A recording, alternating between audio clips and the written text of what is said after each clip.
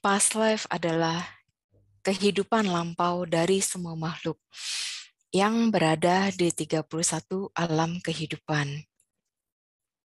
Saya ingin berbagi cerita sedikit. Pertama kali saya mengetahui yang terjadi dan yang saya lihat ini adalah past life. Pertama saya sempat bingung dengan keadaan ini karena di tahun 2001 pertama kalinya muncul penglihatan past life diri sendiri dan membuat saya tidak tahu harus membahas, bertanya ke siapa. Saya tanya ke papa, beliau tidak tahu apa itu yang saya lihat. Saya tanya kepada seorang bante, dan bante tersebut mengatakan mungkin itu adalah past life atau kehidupan yang lampau. Tapi beliau tidak dapat memastikan persisnya. Nah, akhirnya saya diajak ke Thailand, wihara hutan yang tadi Wat Pabantat, oleh senior kenalan saya, yang dimana pada saat itu ketemu dengan seorang guru yang dikatakan sudah ada pencapaian kesucian. Dan beliau pun sudah mendapat julukan milioner Dhamma. Lalu saat saya di sana, saya mengambil momen bertanya mengenai apa yang saya alami selama ini menjadi kebingungan saya. Saya ceritakan semua yang saya lihat dan saya alami. Beliau sempat diam dan memandang saya dengan tatapan yang sangat dalam sekali. Tak lama kemudian beliau mengatakan, ya benar, yang dilihat itu adalah past life dan itu berkaitan dengan Dhamma. Singkat cerita, setelah 1 bulan saya di sana, akhirnya saya kembali ke Indonesia. Saya pun mulai banyak mempraktekkan ajaran Dhamma dan tentu saya banyak mengambil perenungan-perenungan akan sebab akibat. Saya mulai memahami, mengerti bahwa apa yang saya dapat di kehidupan ini, baik buruknya, tidak luput dari karma dan buah yang saya tanam di kehidupan lampau. Banyak hutang piutang kama di luar perlu atau tidaknya mengetahui past life menurut saya pribadi adalah perlu hanya untuk pemahaman dan pengertian saya. Perlu hanya untuk memantapkan keyakinan diri saya akan kama atau perbuatan dan wipaka, buah atau hasil. Tidak perlu untuk diratapi, tidak perlu untuk sebuah kesenangan semata. Tidak perlu juga untuk dijadikan sebagai alasan untuk apa yang kita alami di kehidupan saat ini. Semua jodoh banyak sekali. Orang tua, suami istri, anak, saudara, kawan, bahkan musuh. Semua hanya berputar-putar seperti lingkaran tanpa ada ujungnya. Tidak ada yang spesial, yang ada hanya sebuah pengetahuan, pengalaman baru, bibit buah baru, dan kebijaksanaan yang bertambah, atau malah hanyut larut dalam kenangan lampau yang tidak bisa diputar atau dijalankan kembali. Karena ada yang baik dan ada juga yang buruk. Oleh sebab itu, kita harus berhati-hati dalam mengetahui atau mendalami suatu pengetahuan yang baru. Pandai mencerna sebelum memutuskan sesuatu. Wajib merenungkan untuk hal-hal positif yang bisa kita ambil dan jadikan motivasi perbaikan diri, bukan sebaliknya. Itu untuk mengenai past life, bukan hanya saya.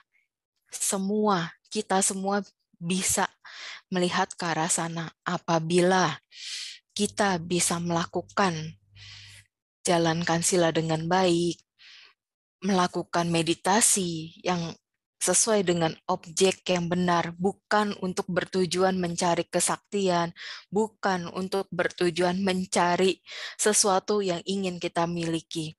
Tetapi meditasilah sesuai objek yang benar, untuk tujuan yang benar, untuk ketenangan, untuk mencapai nibbana. Selanjutnya, saya akan berikan sebuah kisah dari Dhammapada Yamakawagga mengenai seorang laki-laki perumah tangga mempunyai istri yang mandul. Karena merasa mandul dan takut diceraikan oleh suaminya, ia menganjurkan suaminya untuk menikah lagi dengan wanita lain yang dipilih olehnya sendiri. Suaminya menyetujui dan tak berapa lama kemudian istri muda itu mengandung. Ketika istri mandul itu mengetahui bahwa istri muda hamil, ia menjadi tidak senang. Ia merencanakan rencana jahat menggugurkan janin yang ada di rahim istri muda. Suatu kesempatan sebelumnya, dia menyampaikan ke istri muda bahwa jika kamu mengandung, kabari saya, karena saya punya ramuan yang cocok untuk ibu yang sedang mengandung. Kemudian istri mudanya tidak merasa curiga. Ia mengatakan kalau ia mengandung. Nah, pada saat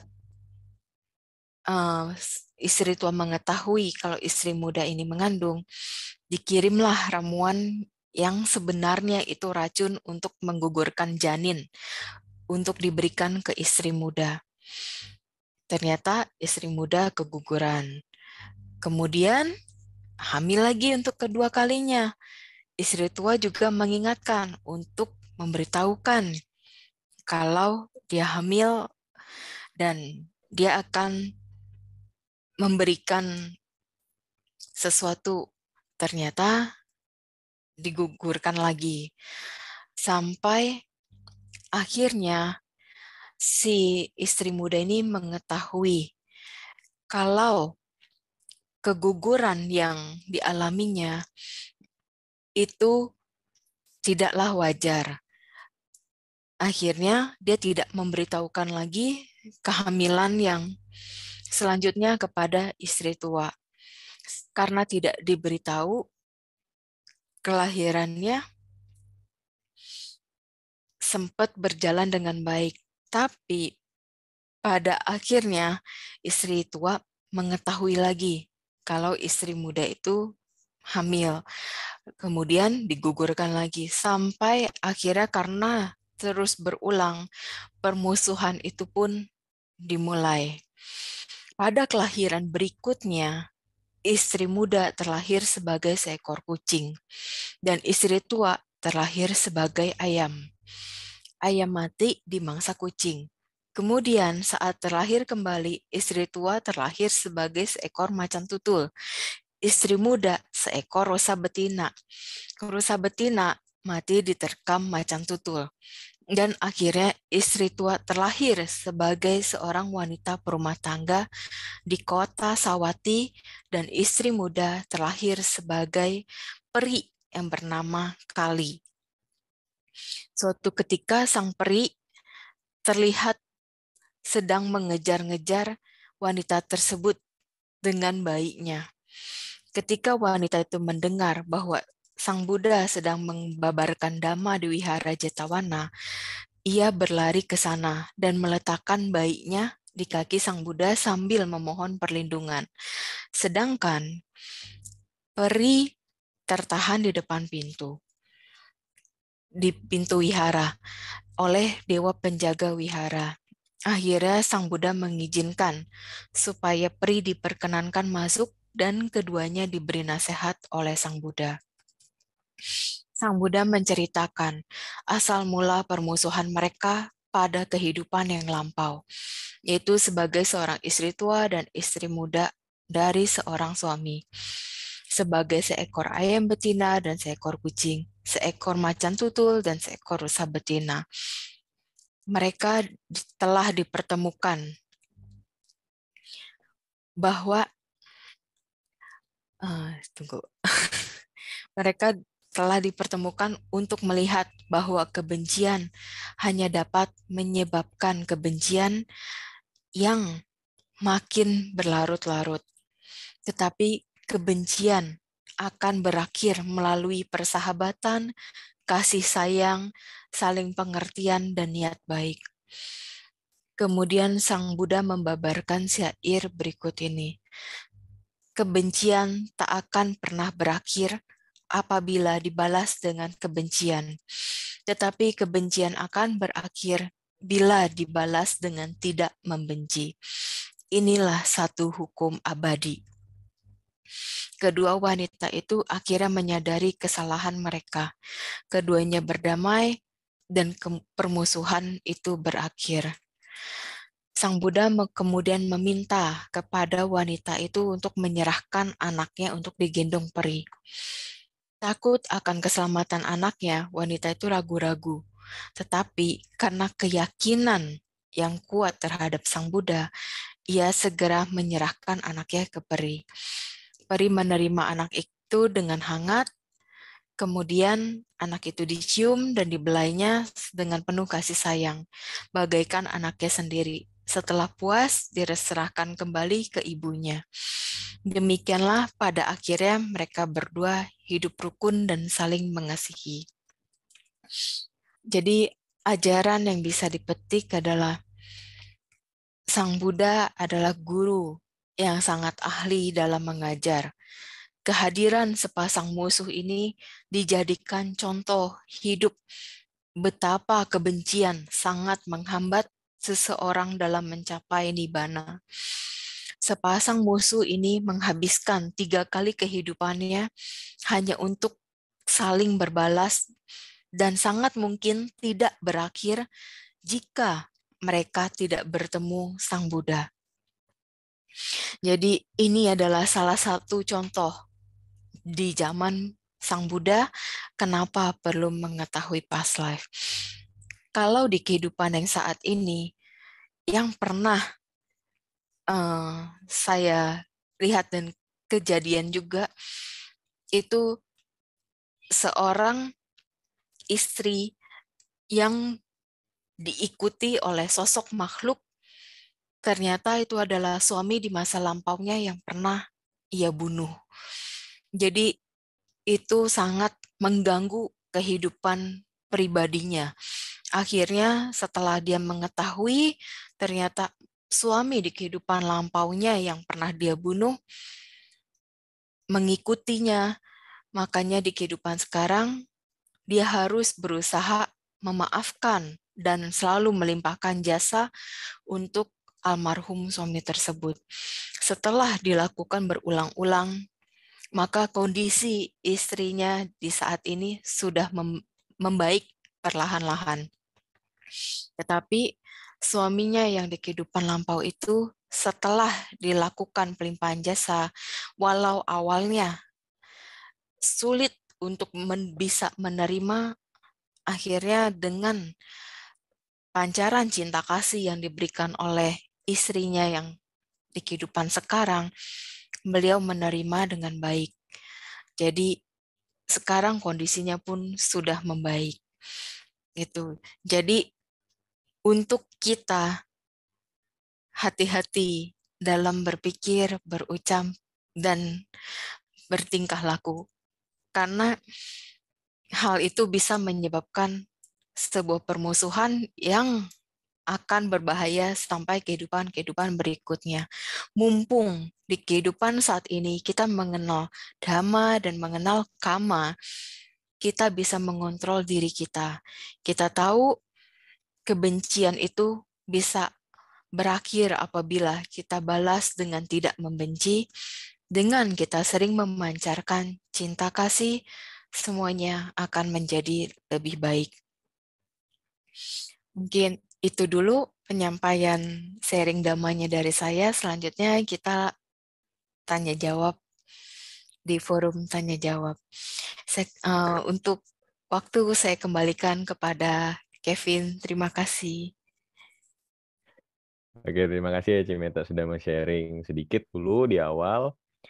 Oke, kita boleh langsung ke sesi tanya jawab. Tapi sebelumnya saya mau info sedikit peraturan di dalam Dhamma Talk ini, karena sebelumnya saya dan Cimeta juga sudah koordinasi tentang sesi tanya jawab ini. Nanti yang mau tanya boleh raise hand atau ketik di kolom chat, nggak apa-apa. Kalau nanti ada yang mau ketik di kolom chat, nanti saya akan tanyakan. Tapi kalau ada yang mau bertanya secara langsung, dimohon untuk raise hand dulu di Zoom karena tidak bisa mute sendiri. Nanti tidak bisa unmute sendiri, nanti saya yang akan bantu unmute. Terus pertanyaan ada sedikit peraturan dalam Dhamma Talk ini, yaitu pertanyaan yang ditanyakan tidak diizinkan, pertanyaan yang paling menjurus ke personal atau melihat masa lalu dari personal orangnya. Benar begitu ya Cimeta ya? Itu tidak diizinkan ya Ci ya? Oke, Ya. terus yang kedua, dua pertanyaan terbaik akan mendapatkan kesempatan untuk dilihat oleh Cimeta. Nanti dua orangnya kita akan pilih dari panitia. Oke, boleh langsung aja. Ini ada yang sudah mau bertanya. Silakan. Ya, silakan. Halo, halo, Ya, halo.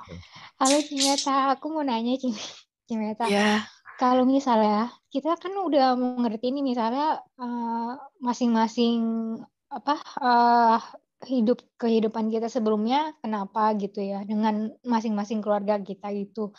Tapi masalahnya kalau misalnya mereka semua kondisinya masih hidup, apakah yang misalnya untuk mengurangi kita supaya mereka dari karma-karma lalu yang harus saya lalui gitu ya tanpa ada pelimpahan jasa, apakah saya harus fokus ke yang masih ada atau yang misalnya yang udah meninggal dulu apa gimana, Ci? ya. Jadi kalau ternyata yang berhubungannya itu masih hidup, entah musuh, entah hutang karma ya, Mhm. kita Iya, baiknya dengan memancarkan cinta kasih. Kemudian kita tidak mungkin ya bisa mengubah mereka. Jadi kita coba perbaiki diri iya. kita Mhm. sendiri dulu. Kita coba menyesuaikan diri Mhm. dengan keadaan. Kita coba untuk menjadi lebih baik. Kita coba untuk lebih bisa mendengarkan Mhm. dulu apa yang mereka sampaikan, apa yang mereka inginkan. Jangan langsung Mhm. kita sautin gitu, langsung jawab yang membuat mereka juga jadinya marah atau Oh, tambah oh, sakit hati sama kita. Jadi dengarkan dulu, oh, kalau ada pendapat oh, yang memang kita rasa, oh. aduh nggak bisa nih, kita terima gitu.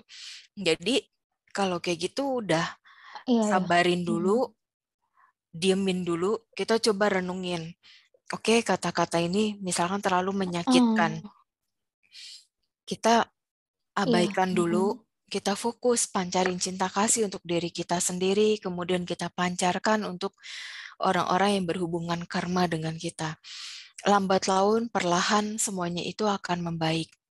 Kebencian itu perlahan-lahan memudar. Oh, mhm. Tetapi jangan pernah paksa untuk saya mau lupain, saya mau lupain, saya mau lepasin, saya mau lepasin. Jangan pernah Oh, paksa mhm. pikiran Mhm. seperti itu. Semakin kita paksa pikiran Mhm. seperti itu, Mhm. semakin membuat kita Mhm. menderita.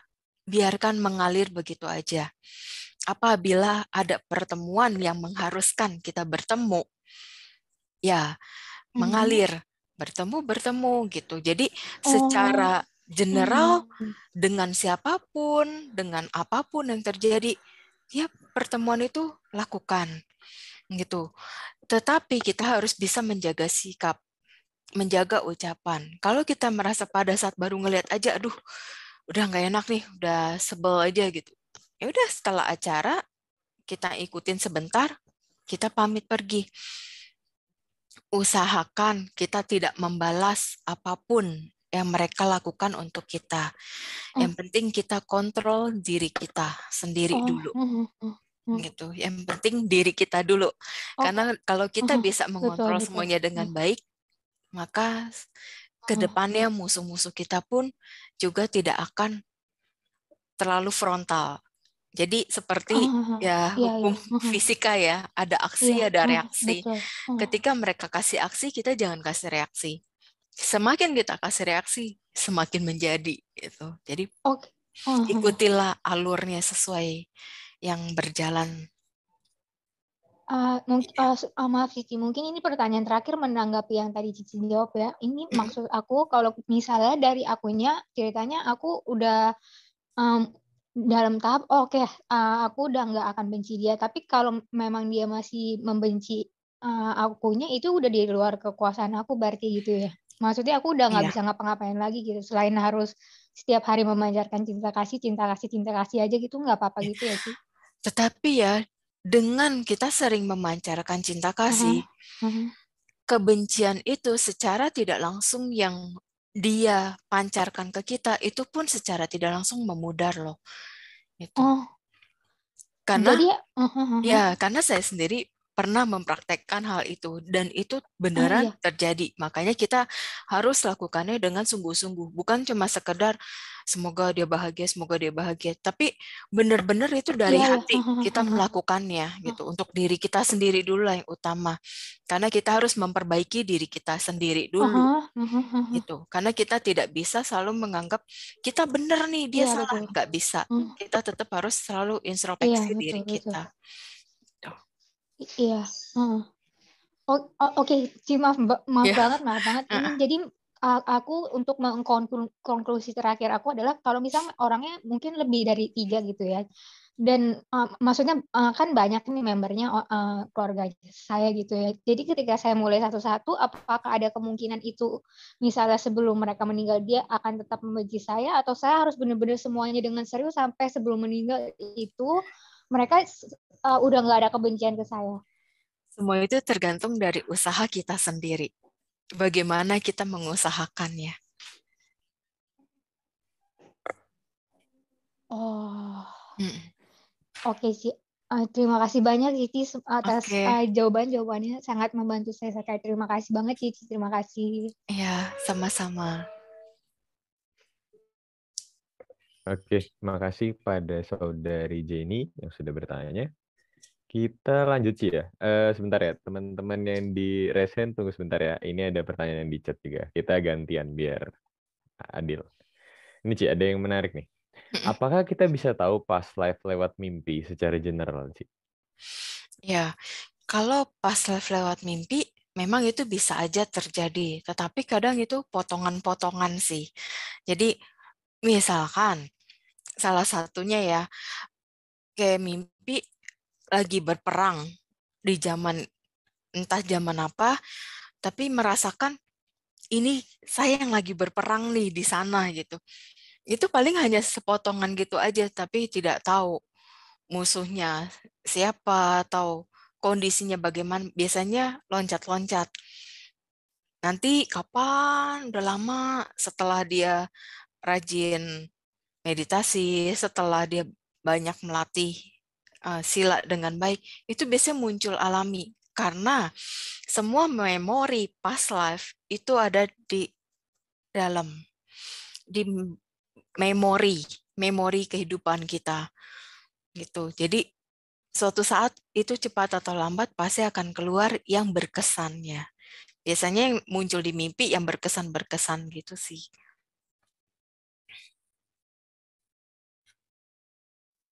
Oke, semoga cukup menjawab Ci ya.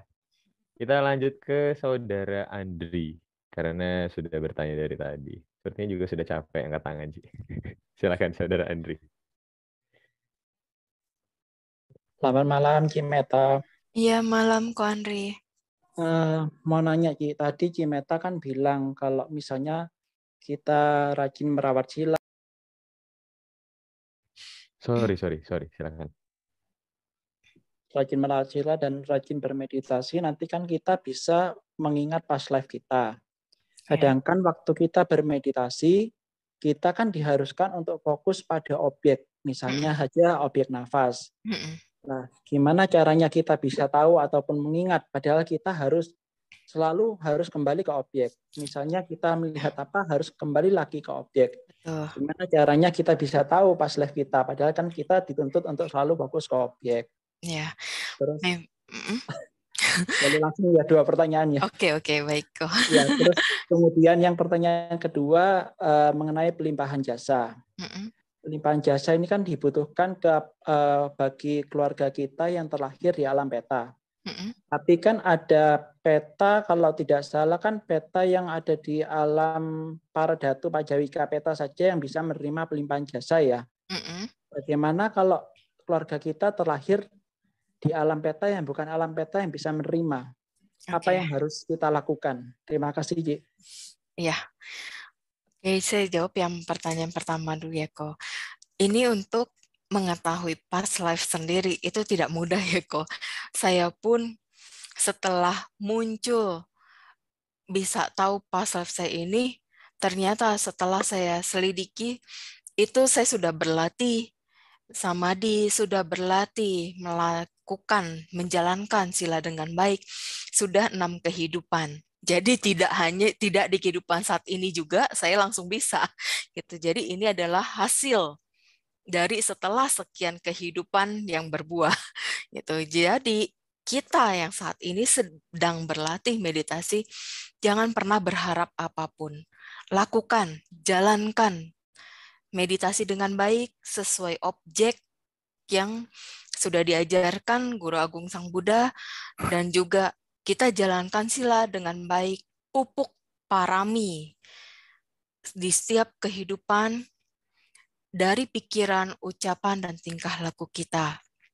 Itu terus, kemudian untuk yang pertanyaan kedua, mengenai pelimpahan jasa untuk yang keluarga atau siapapun, ketika kita ingin limpahkan, ternyata makhluk tersebut tidak berada di alam yang bisa menerima pelimpahan jasa, ya tidak ada apapun yang bisa kita lakukan. Kita tetap lakukan sebagaimana yang bisa kita lakukan. Pelimpahan jasa tetap kita sebut untuk para luhur dan semua makhluk yang berhubungan karma. Karena nanti biar karma si almarhum sendiri yang berbuah sesuai waktunya apabila dia sudah bisa menerima pelimpahan jasa. Karena kita tidak bisa mengkondisikan makhluk yang di alam peta itu ketika dia tidak bisa menerima pelimpahan jasa. Jadi hanya menunggu waktu dia karma baiknya berbuah sehingga bisa menerima pelimpahan jasa. Gitu kok. Saya boleh nanya tadi ya, berarti kalau boleh tarik kesimpulannya mengenai meditasi. Jadi sewaktu kita bermeditasi, misalkan tiba-tiba kita muncul seperti gambar potongan, entah itu potongan gambar-gambar apa, terus kemudian entah itu muncul wujud para dewa atau makhluk peta, itu berarti harus kita abaikan dan harus kita tetap kembali ke objek. Betul sekali. Betul sekali kok. Oh iya, oke. Iya. Makasih ya Ki ya. Sama-sama kok. Oke, terima kasih buat Ko Andri yang sudah bertanya. Kita lanjut lagi Ci ya. Wah, yang dari chat ini banyak banget Ci. Oke. Ini menarik Ci. Kalau misal selama hidup seseorang jarang melakukan perbuatan baik, hanya sesekali aja berdana, tapi juga tidak banyak melakukan perbuatan buruk. Kalau seperti itu, setelah meninggal aku bisa terlahir di alam bahagia. Wah, melihat masa depan berarti ini, Ci. Silakan, Ci. Semua itu bergantung dari apa yang sering kita pikirkan, kita ucapkan, dan kita lakukan. Walaupun dia merasa tidak pernah berbuat jahat, sedikit melakukan perbuatan baik, itu karma tetap berproses. Pikirannya lebih banyak apa? Berpikir burukkah, berpikir negatifkah, atau berpikir positif? Ucapan, lebih banyak berucap positif, lebih banyak berucap negatif, lebih banyak berucap kata kotor, kata kasar, itu sangat berpengaruh. Karena satu pikiran membuahkan karma, satu ucapan membuahkan karma. Dan perbuatan pun juga sama. Jadi segala sesuatunya yang kita pikir, ucap, dan lakukan, semua akan ada akibatnya suatu saat nanti. Dan yang menjelang kematian itu bergantung dengan pikiran terakhir. Pikiran terakhir kita buruk, kita jatuh ke alam rendah. Pikiran kita baik tentu ke alam bahagia, ke alam dewa. Tetapi kalau yang misalkan meninggal, dia tidak berpikir apapun, tenang, terus tidak ada hal yang dia lekati, itu karma berproses. Kita pikiran ketika tutup mata, itu hanya sebuah pengantar. Misalkan seseorang banyak berbuat jahat, tapi pikiran terakhirnya, dia berpikir yang baik ketika dia menolong anak kecil atau menolong siapapun. Saat itu sekejap dia bisa langsung terlahir di alam surgawi, di alam bahagia. Tetapi setelah dia di alam surgawi, di alam dewa, karmanya berproses. Karmanya berproses, ternyata banyak karma buruk yang dia lakukan. Jadi sekejap juga dia langsung jatuh ke alam rendah. Bisa ke alam asura, bisa ke alam peta, atau ke alam neraka. Tergantung perbuatan, pikiran, dan ucapan yang dia lakukan sepanjang hidupnya, saat ini maupun yang lalu-lalu. Oke. Oke, semoga cukup menjawab ya untuk saudari Vivi tadi. Oke, selanjutnya ini ke C. Julia nih. Udah capek juga kayak dari tadi resen. Oke, silakan C. Julia.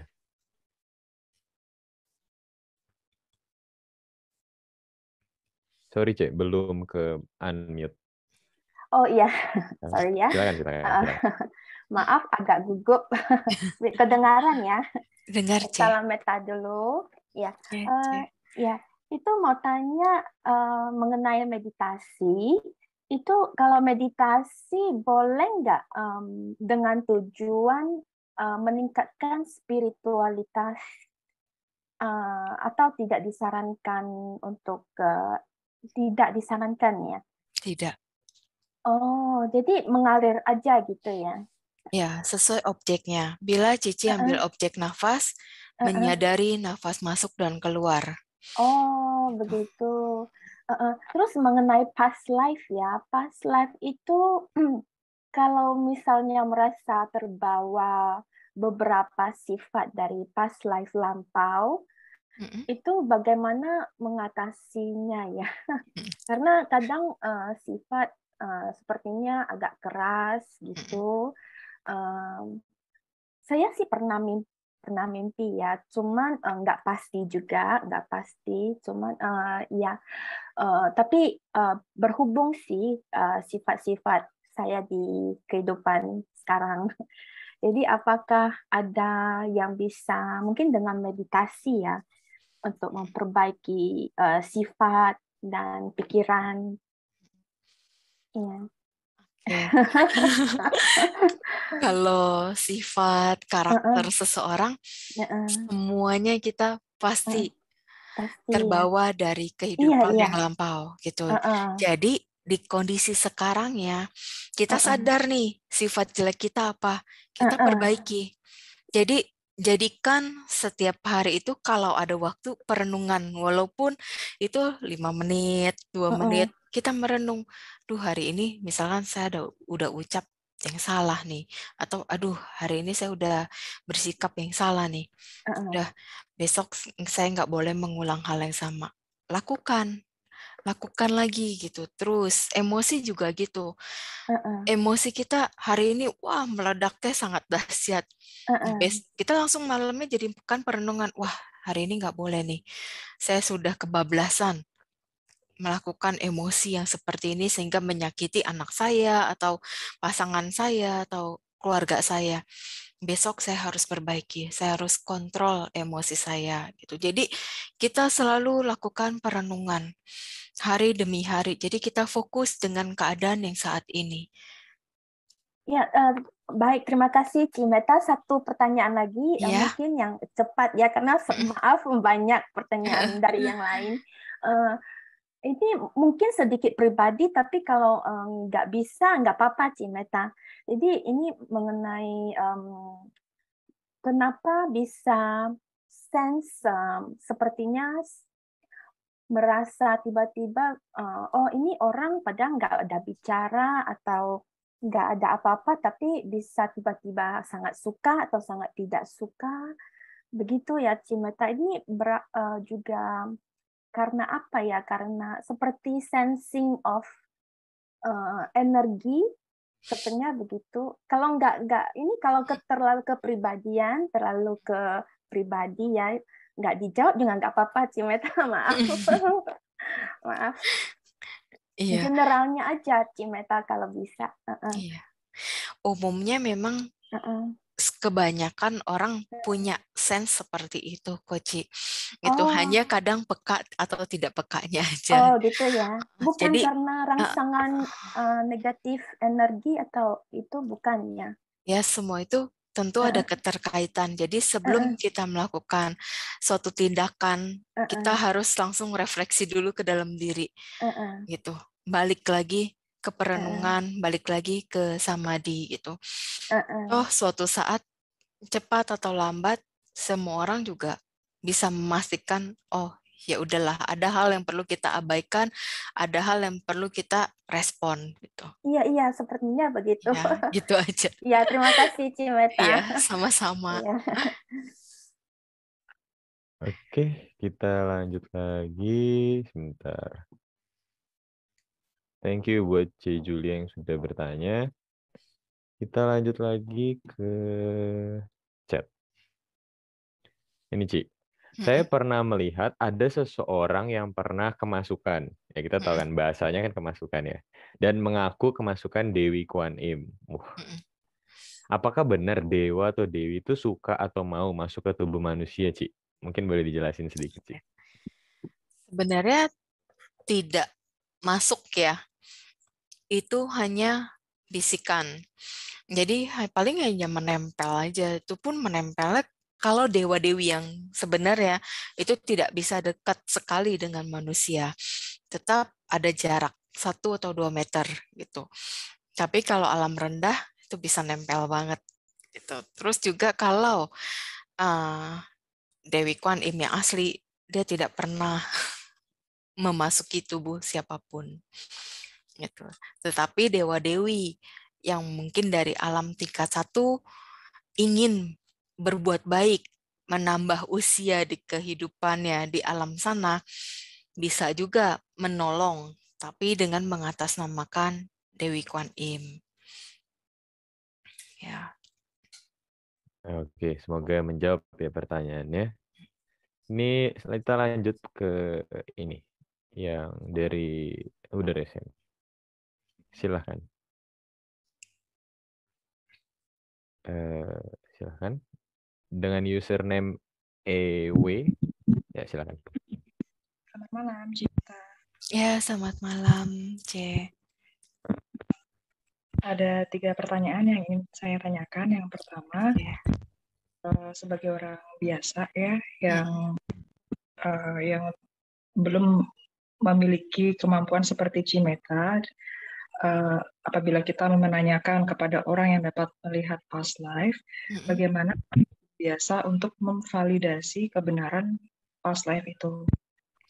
Ya, jadi kalau untuk hal yang seperti itu, sebenarnya untuk sekedar tahu. Karena untuk memvalidasi ya hanya kita sendiri yang bisa membuktikannya gitu. Karena dengan kita bisa melihat sendiri, itu seperti yang lebih pas.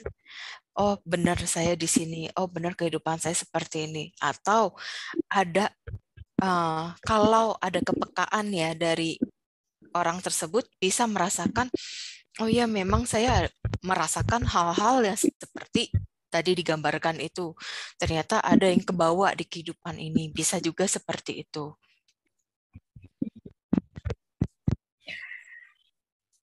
Oh ya, terima kasih Cip. Masih ada yang kedua dan ketiga. Yang kedua, pernah dengar ada rekan yang mirip dengan Cimeta. Dia mengatakan kalau ada seseorang yang dia masuk kategori New Soul, dan New Soul itu tidak memiliki past life. Apakah itu benar? Apakah benar ada orang yang memang tidak memiliki past life sama sekali? Tidak ada.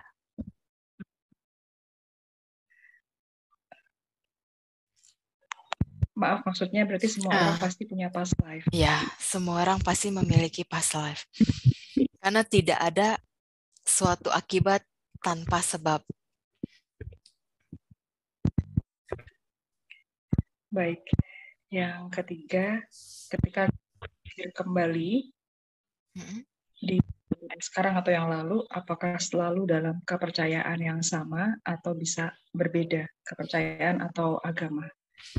Bisa berbeda-beda, C. Karena kita kan sudah miliaran kali kelahiran. Tentu agama yang kita peluk pun berbeda-beda. Tetapi agama itu hanya di alam manusia. Di alam lain semua sama. Terima kasih banyak atas jawabannya, Cik Mita. Ya, sama-sama, C. Makasih. Thank you, Cik, sudah mau bertanya, dan thank you, Cimeta, sudah menjawab. Kita lanjut lagi ya, Cik. Banyak sekali pertanyaannya, Cik. Ini, Cik. Selain melihat past life, kadang seseorang tergoda untuk melihat masa depan. Apakah hal itu, melihat masa lalu dan masa depan tadi itu, bisa menimbulkan karma buruk? Mungkin nggak cuma karma buruk ya, tapi mungkin menimbulkan karma ya. Saya mungkin bantu revisi sedikit. Dan apakah kalau melihat masa depan begitu, kita malah justru merubah hasil akhir masa depan kita? Gitu sih. Oke. Ya, silahkan. Dilihat atau tidak dilihat, masa depan itu akan selalu berubah. Gitu. Jadi ketika seseorang mengetahui, oh masa depannya bisa begini, kan kita bisa cegah, kita bisa perbaiki. Oh, saya masih bisa perbaiki nih dengan nanam karma baik, dengan mengkondisikan hal-hal yang baik gitu. Tidak mau mengetahuinya pun tidak apa-apa. Toh yang penting tanam yang baik-baik sebanyak mungkin. Karena hal baik itu adalah yang kita tanam saat ini akan kita terima hasilnya di masa tua, entah di kehidupan berikutnya. Mumpung saat ini kita mengetahui ini bisa berubah, ini bisa kita kondisikan menjadi lebih baik, lakukan yang terbaik. Dengan kebijaksanaan, dengan ketulusan, dan dengan pikiran, ucapan, dan perbuatan yang terkendali dan baik. Itu aja. Oke, Cimeta. Semoga jawabannya membantu ya dan menjawab. Kita lanjut ke ini, Krishna Vincent. Silahkan. Halo, selamat malam Cimeta. Ya, selamat malam, Ko Krishna. Cimeta, saya ingin bertanya seperti ini. Kan kita itu sudah terlahir banyak sekali di kehidupan-kehidupan kita yang lampau kan. Lantas kan setiap kehidupan yang lampau kan kita berkeluarga dan berjumpa dengan orang-orang yang berbagai macam orang. Nah, lantas apakah kita itu bisa berusaha untuk supaya kita itu bisa terlahir lagi di kehidupan selanjutnya itu dengan orang-orang, misalkan di kehidupan sekarang ini kayak kita memiliki banyak teman-teman yang baik. Jadi kayak kita itu berharap supaya kita itu bisa terlahir lagi kehidupan selanjutnya dengan orang-orang seperti itu di kehidupan selanjutnya. Apakah hal yang harus kayak mungkin bisa kita usahakan seperti itu? Iya. Jadi untuk kita bisa selalu bersama-sama dengan orang-orang yang baik saat ini, lakukannya seperti yang 4 sama Sada, sama Sila, sama Caga, dan sama Panya. Sama-sama memiliki kemoralan yang baik, memiliki keyakinan yang baik, memiliki kemurahan hati yang sebanding, dan memiliki kebijaksanaan yang sebanding.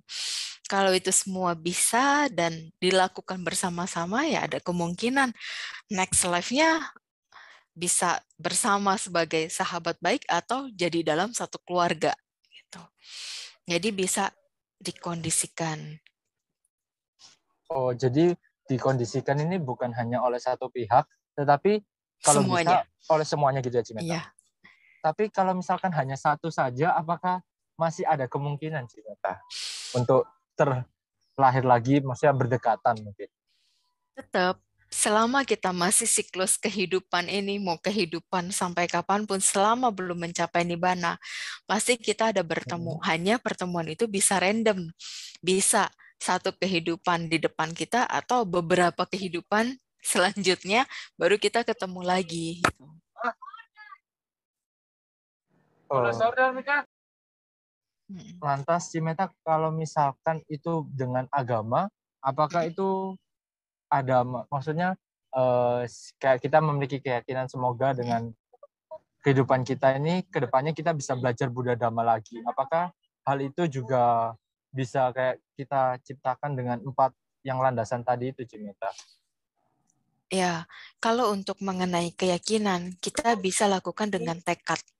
Jadi kita lakukan sebuah kebajikan ke sangga, atau kita kalau cowok bisa menjadi pabaja samanera. Dengan begitu kita bisa lakukan tekad.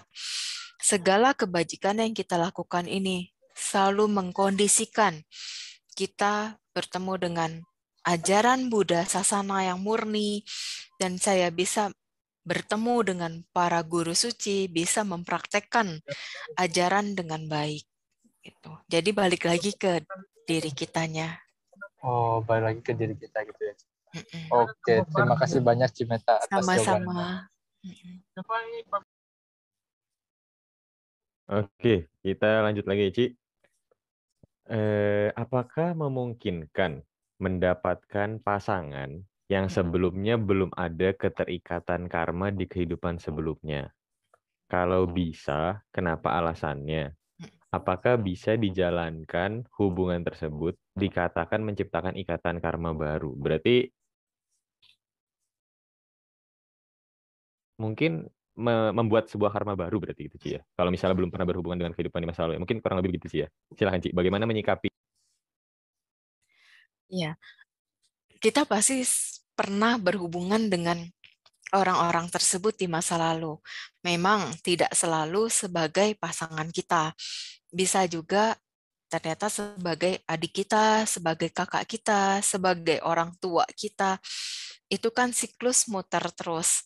Jadi bisa yang di dalam jangkauan terdekat, dia tidak pernah menjadi bagian pasangan kita. Tetapi yang sangat jauh sekali, entah di kehidupan yang keberapa, ternyata kita pernah sebagai suami istri juga, pernah sebagai orang tua dan anak juga. Itu. Makanya di dalam Buddhis, jodoh itu adalah pilihan. Jadi kita menentukan pilihan kita. Kita bisa bertemu dengan seseorang, bisa jadi dengan seseorang. Itu bisa memang karena pertama ada jodoh karma, kedua ada hutang karma yang harus dijalankan. Kalau hutang karma yang harus dijalankannya, misalkan kita masih bisa terima dengan akal sehat kita, dengan perlakuan-perlakuannya, dengan ucapannya, dengan pikirannya, oke, jalankan. Selesaikan di kehidupan ini.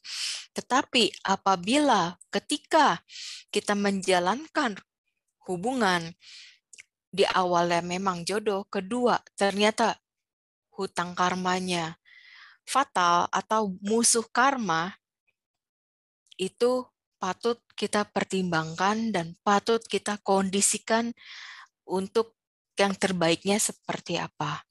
Bisa kita dengan kondisikan banyakin perbuatan baik, kita banyakin pelimpahan jasa, kitanya juga berusaha terus memperbaiki diri. Seiring dengan waktu, semuanya itu bisa berubah. Karena balik lagi, pertama diri kita sendiri dulu yang mulai. Baru itu proses akan berjalan sesuai dengan situasi dan kondisi juga dari pasangan kitanya. Oke, Cimeta. Mungkin saya mau tanya sedikit mengenai ini, Ci ya. Kalau misalnya yang di kehidupan sekarang itu kita berjodoh dan memiliki apa tadi istilahnya kayak hutang karma aja ya di kehidupan sebelumnya.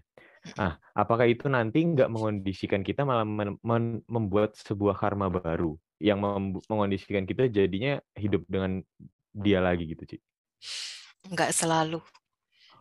Kalau hal itu misalkan bisa di tengah-tengah nih, merasa, aduh, aku udah nggak bisa deh sama kamu gitu. Terus dianya juga merasa, ya nih nggak bisa, daripada aku menyakiti kamu terus, kamu juga jadi merasa menyakiti aku terus, ya udah nggak apa-apa berpisah. Walaupun awalnya sempat saling sedih, sempat saling kayak ada sedikit permusuhan.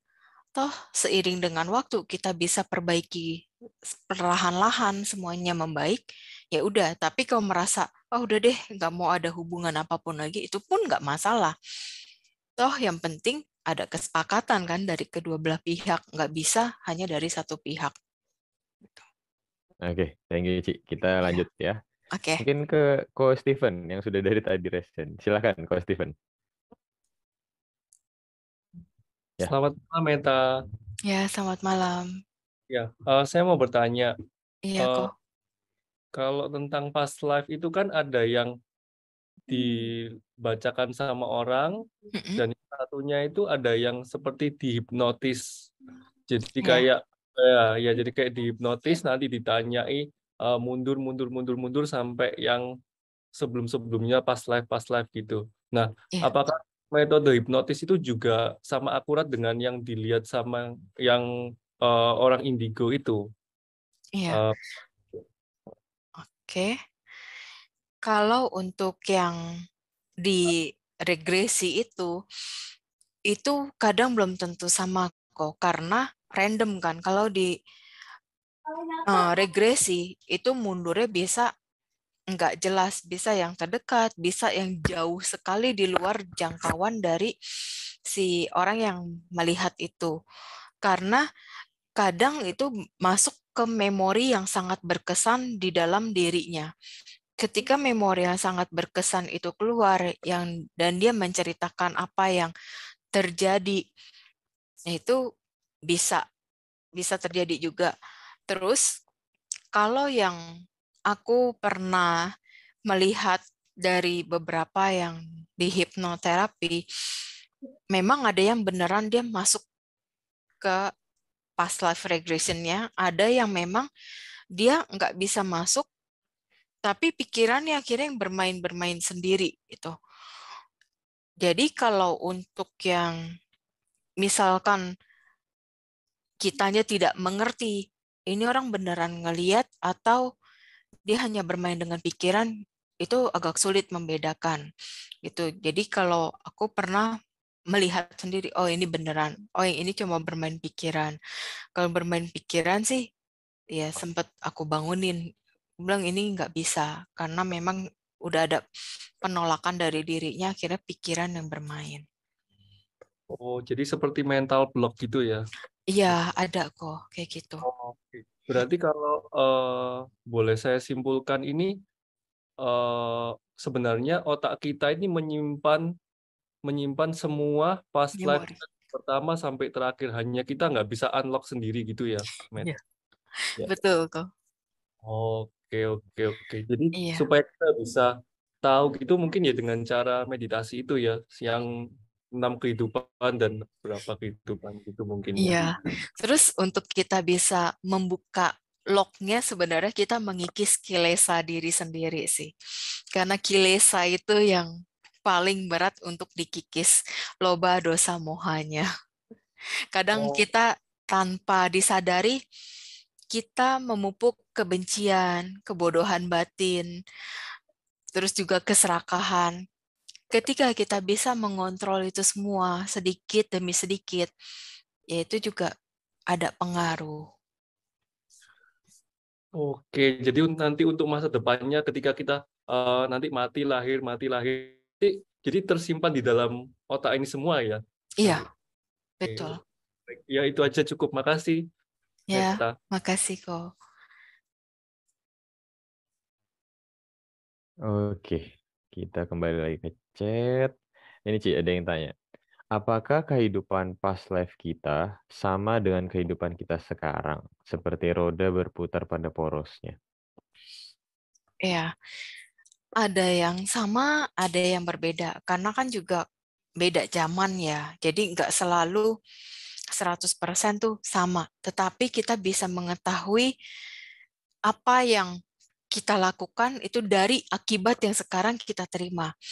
Kalau di saat ini kita lebih banyak menerima kemalangan, kita banyak menerima musibah, kita banyak menerima masalah, kita ketemu orang-orang yang tidak baik, maka dulu kita pernah melakukan hal-hal yang tidak baik. Makanya di kehidupan ini kita banyak mengalami hal-hal yang merasa kita sendiri, aduh berat banget nih jalanin kehidupan gitu.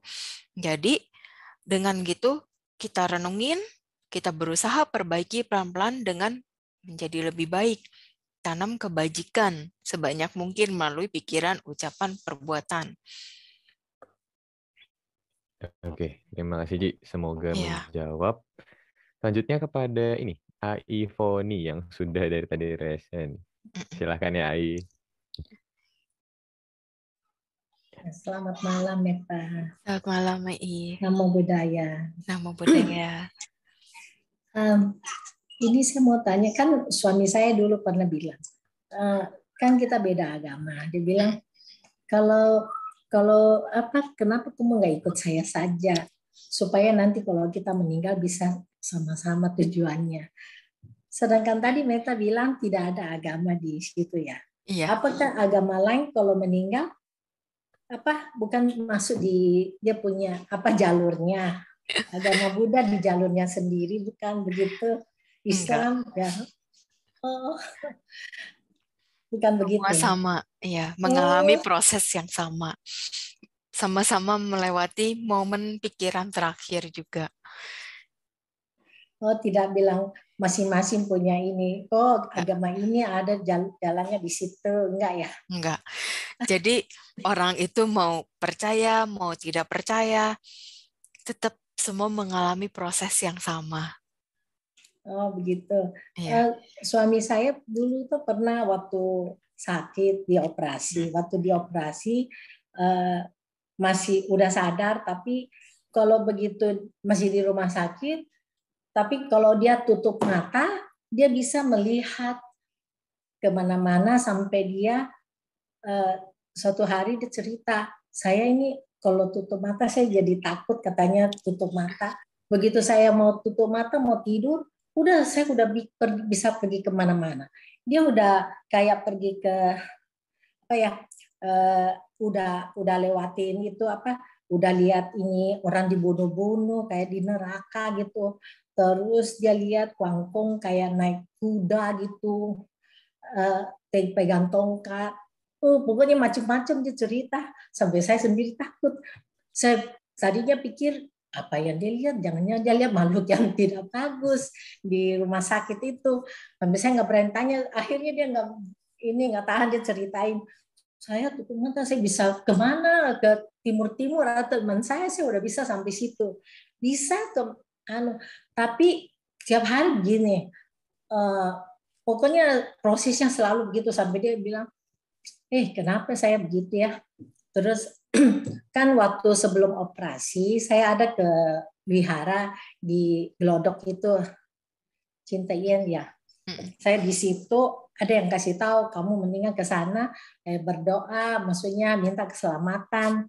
Jadi saya ke sana pasang dupa semuanya, kasih minyak, terus itu orang ajar saya, kamu kuis 108 kali, saya juga lakukan. Sampai orang lewat-lewat udah nggak lihat, injak juga rambut saya kuis terus. Tapi terakhir dia waktu dia lihat-lihat begitu, terakhir dia udah jauh sampai lihat-lihat ini tuh. Terakhir dia lihat, dia udah mau jalan katanya, terus dia tengok, ada istri sama anak saya di belakang. Terus dia jalan-jalan lagi, ada muncul kayak Islam punya, Muslim punya nabinya gitu muncul. Terus muncul lagi katanya Tuhan Yesus, ya kan agama Katolik. Terus ada gereja muncul ya Yesusnya atau Bunda Maria. Terus ada Buddha lagi muncul. Terus dia bingung memilih katanya. Dia mau ke yang mana. Terus terakhir muncul Dewi Kuan Yin. Terus Dewi Kuan Yin itu dia bingung milihnya nih. Ada semua sudah ada di situ. Tinggal dia mau masuk di mana. Terus Dewi Kuan Yin terakhir tuh kasih memancarkan sinar yang terang, terus cantik sekali, terus bunga-bunga bertebaran katanya. Udah itu terakhir dia sadar. Sejak itu dia udah nggak lihat apa-apa lagi. Itu saya mau tanya kenapa itu prosesnya? Apakah karena doa saya ke wihara itu sedangkan dia itu bisa agama lain, saya bilang itu karena Dewi Kuan Yin menolong kamu. Saya habis pergi berdoa situ minta keselamatan kamu untuk operasi supaya kamu selamat berjalan dengan lancar. Itu saja yang saya minta, tidak apa-apa. Jadi bagaimana menurut Neta mengenai ini suami saya yang alami ini? Tapi umumnya semua orang ya kalau mengalami proses yang entah koma, entah proses-proses yang seperti ini, itu pikirannya sih yang lebih suka mengembara. Jadi muncul dari pikiran-pikiran dari pikirannya sendiri maupun dari yang ya alam bawah sadarnya yang random semua gitu. Jadi itu belum tentu past life juga, bisa dari pikiran yang muncul dari kondisi-kondisi yang saat ini gitu. Kebanyakan gitu sih. Karena kalau yang dibilang kayak mati suri lah segala macam itu semua kan bisa dijelaskan di Abhidhamma ya gitu. Bisa dijabarkan. Jadi bukan karena apa ya? Karena saya berdoa ke kelenteng itu sampai dia disinarin gitu. Saya sudah tapi dia bilang, waduh cantik banget itu Dewi Kuan Yin. Oh saya pikir, waduh kamu sudah jalan-jalan ke neraka, udah lihat orang disiksa, udah penuh darah katanya. Itu tuh bisa ada pikiran seperti itu, dia bisa maksudnya pergi ke tempat-tempat yang Karena itu kadang apakah itu ke neraka, kunjungin neraka atau apa itu? Umumnya pikiran kita semua tuh mengembara karena persekian detik pikiran kita itu cepat berubah banget gitu. Jadi pada saat biasanya orang lagi mengalami koma atau sedang mengalami proses yang seperti antara sadar enggak sadar itu kelihatan macam-macam. Karena pikirannya mungkin pernah berpikir mengenai neraka kayak gini, surga gini. Jadi pikiran kita biasanya yang umumnya bermain sendiri sih. Oh gitu. Iya. Terima kasih ya. Ya sama-sama Ya. Oke Ci, karena nggak ada yang resen lagi, kita bahas yang di chat nih Ci, banyak banget. Mau tanya, bagaimana caranya untuk memancarkan cinta kasih untuk diri kita sendiri Ci? Ya, yang biasa saya selalu lakukan, saya hanya mengucapkan semoga saya berbahagia, semoga saya terbebas dari penderitaan batin, semoga saya terbebas dari penderitaan jasmani, semoga saya terhindar dari mara bahaya, semoga saya sehat dan bahagia. Setelah saya ulang-ulang, kemudian ya saya pancarkan ke semua orang-orang yang berkaitan karma dengan saya. Dipancarkan juga cinta kasih itu termasuk kepada orang yang tidak suka dengan saya, kepada musuh-musuh saya, pancarkan semuanya, sehingga kondisi itu bisa netral. Apapun yang terjadi, ya kita lebih bisa tenang aja menghadapinya. Dia mau yang ketar-ketir, dia mau yang marah-marah gimana, ya udah yang penting kondisi kitanya ya tenang gitu, tidak terbawa dengan keadaan. Oke. Cukup menjawab sih. Lanjut lagi. Bagaimana caranya menjaga ucapan kita agar tidak emosi dan berkata yang tidak baik? Ya kita sadari. Kebanyakan orang tidak menyadari apa yang dia Iya, ucapkan. betul. Sebenarnya bukan tidak menyadari sih, dia sadar. Hanya karena pikiran itu bekerjanya persekian detik, dia cepat lewatnya. Jadi ketika dia bilang, enggak, gue nggak sadar tadi ngomong kayak gitu. Padahal sadar, tapi pikiran sudah cepat Iya, betul. berlalu. Betul. Lebih cepat ngomongnya daripada mikirnya, Ci, ya. Ya. Oke, lanjut lagi. Nah ini, kenapa ada orang yang baru pertama kali kita lihat seperti sudah pernah lihat sebelumnya, padahal baru kenal, Ci? Ya misalnya kayak saya lihat Cici nih, tapi kayak rasa, oh kayaknya udah pernah kenal sama Cici nih, padahal baru ketemu, padahal baru lihat Cici gitu. Terus lalu ada juga yang baru pertama kali lihat, rasanya kok kesel ya lihatnya gitu. Apakah hal ini ada hubungannya sama kehidupan masa lalunya, Ci? Gitu? Tentu. Kalau tidak ada sebab, tidak mungkin ada akibat. Oke. Oh, berarti siapapun itu punya hubungan karma sama kita, Ci, ya? Ya. Oke. Nah ini sih. Apakah function mengurangi karma buruk? Ya. Dan bila saya berusaha untuk baik tapi malah disakitin, jadi bagaimana reaksi kita? Ya, kalau untuk function sebenarnya bukan menghilangkan karma buruk ya, tapi kita mengkondisikan karma baik jadi semakin terus banyak, karma buruk yang berbuah yang harusnya kita rasa besar jadi dirasa kecil gitu. Karena tumpukan kebajikannya sudah lebih banyak. Tapi kalau kita tidak berbuat kebajikan sedikit pun, perbuatan yang tidak baik dengan perbuatan baiknya seimbang, ketika ini langsung berbuah, kita langsung berasa, aduh berat banget nih karmanya kan. Itu akhirnya kita merasa, aduh harus gimana, panik segala macam. Terus ketika disuruh berbuat baik, dia merasanya, saya udah banyak berbuat baik tapi nggak ada hasilnya. Bukan nggak ada hasilnya, karena tumpukan perbuatan buruknya itu sudah lebih besar dibanding perbuatan baiknya. Dan ketika karma buruk berbuah, ini yang ditanam itu tidak sebanding. Makanya terus lakukan. Jangan suka mengeluh. Semakin kita banyak mengeluh, terus saja karma buruk ini berbuah. Sebenarnya tanpa kita sadari, baik dan buruk ini berbuahnya hampir berbarengan. Ketika kita merasakan karma buruk yang besar berbuah, tetapi tiba-tiba ada temen lah atau saudara lah bagi makanan, kita nggak anggap itu karma baik. Karena terlalu kita fokus dengan karma buruk yang besar berbuah. Tapi kalau kita sadari ketika karma buruk yang besar ini berbuah, ada orang tiba-tiba datang kasih kita makanan, walaupun hanya sepiring, itu adalah buah karma baik. Memang buahnya kecil.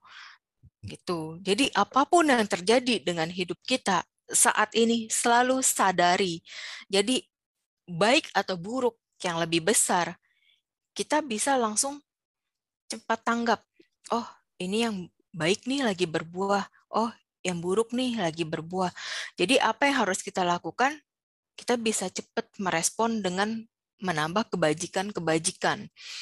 Bukan merespon yang negatif. Semakin kita merespon negatif, ya nggak heran yang buruk ini terus menggulung gitu. Iya, apalagi kita nggak pernah tahu, Ci, berapa kadar karma buruk yang kita punya, berapa kadar karma baik yang kita punya. Iya, kita bukan dagang yang bisa diukur. Jadi ya semua kita harus kondisiin berjalan dengan sesuai waktunya. Betul, intinya tetap banyak berbuat baik, berbuat kebajikan terus, ya, karena kita kan nggak pernah tahu berapa banyak sih kadarnya yang kita punya sekarang gitu kan, Ci. Iya. Oke. Lanjut ya, Ci. Oke. Jika kita menghadapi suatu kemalangan yang bertubi-tubi, apakah dengan perbuatan baik yang kita buat sekarang dapat menghapus hutang karma kita? Menghapus tidak bisa. Tapi kita jalani seiring dengan waktu. Ya seperti yang tadi saya jelaskan, semakin kita banyak memupuk karma baik melalui pikiran, ucapan, dan perbuatan, yang buruk ini tetap berbuah, tapi kita rasanya jadinya kecil karena kebanyakan perbuatan baik yang udah kita tumpuk. Gitu. Oke. Selanjutnya, tadi Cimeta mengatakan kita bisa melihat masa lampau asalkan objek-objeknya benar. Semoga pengertian saya benar. Apa objek yang benar itu, Cimeta? Terima kasih. Yang seperti diajarkan oleh Sang Buddha, ada 40 macam objek. Gitu.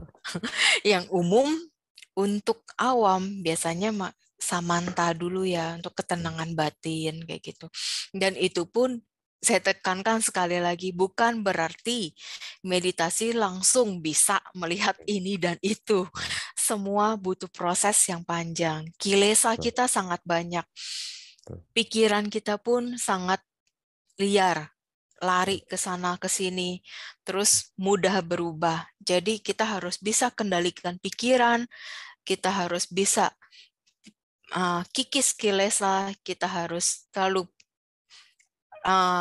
melakukan moral-moral yang baik. Kita harus bisa mendowngrade dari loba, dosa, moha kita. Banyak hal yang harus kita lakukan untuk diri kita menjadi lebih baik. Itu bukan berarti langsung seperti membalikan telapak tangan, tidak seperti itu. Iya benar.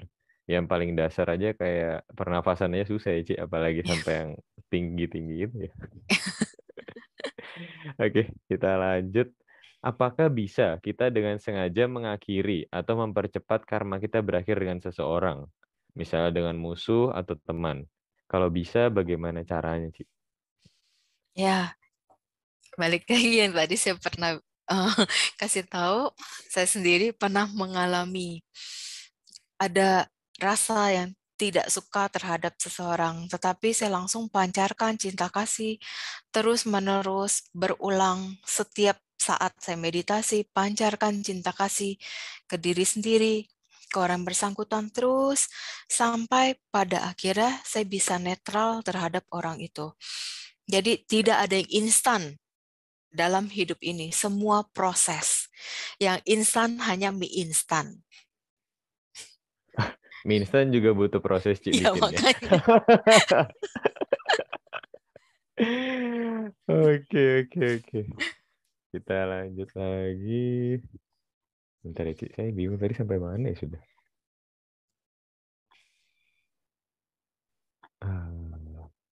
Oh ini.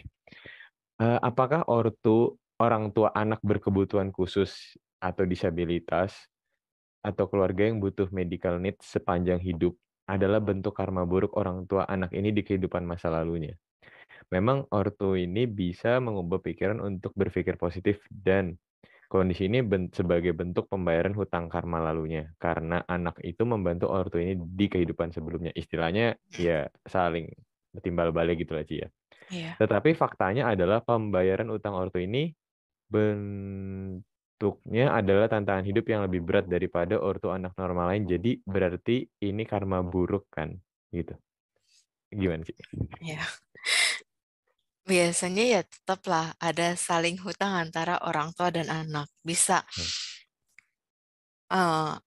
anak dulu yang membayar hutang atau orang tuanya dulu yang membayar hutang. Nanti terus ada silih berganti. Kita jangan fokus dengan hutangnya. Kita jalanin prosesnya. Kita lakukan yang terbaik yang bisa kita lakukan buat diri kita, buat orang sekitar kita, termasuk buat yang orang tua kita yang misalkan kita merasa ada hutang karma atau orang tuanya merasa ada hutang karma dengan anaknya, jalankan aja, nggak usah dijadiin beban. Jalanin semuanya.